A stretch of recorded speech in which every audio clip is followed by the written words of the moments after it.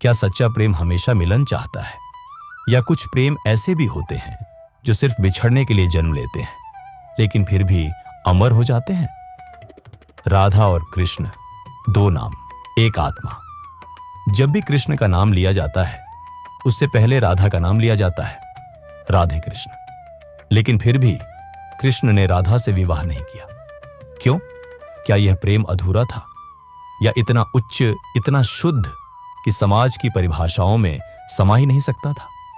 ब्रह्म वैवर्त पुराण में कहा गया है कि राधा कोई साधारण स्त्री नहीं थी। वे श्री कृष्ण की ह्लादिनी शक्ति थी, वह शक्ति जो आनंद का स्रोत है, प्रेम का मूल्य है और स्वयं कृष्ण की आत्मा की अभिव्यक्ति है। कृष्ण ने विवाह किया रुक्मिणी से, सत्यभामा से, क्योंकि संसार में कर्म निभाने होते हैं।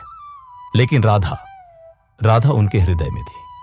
वहां पहले ही आत्मा का मिलन हो चुका था, जहां किसी विवाह की आवश्यकता नहीं थी। फिर भी यह प्रश्न आज भी लोगों को भीतर तक झकझोर देता है।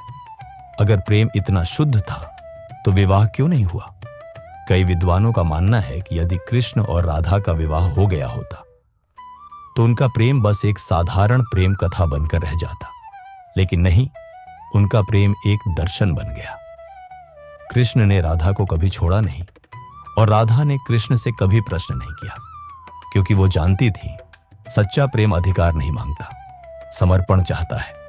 आज भी जब कोई भक्त कृष्ण का नाम लेता है वह सबसे पहले कहता है राधे कृष्णा, क्योंकि बिना राधा कृष्ण सिर्फ एक रूप है, भाव नहीं। यह प्रेम विवाह के बाहर था, पर सीमाओं से भी ऊपर था। यह प्रेम बंधन नहीं था, बल्कि आत्मा की आजादी थी। और अब यह कहानी आपसे एक सवाल पूछती है, क्या आप मानते हैं कि प्रेम का अंतिम रूप मिलन है, या क्या ऐसा प्रेम जो बिना विवाह के भी आत्मा को छू जाए? राधा और कृष्ण की तरह वास्तव में प्रेम का सबसे शुद्ध रूप है।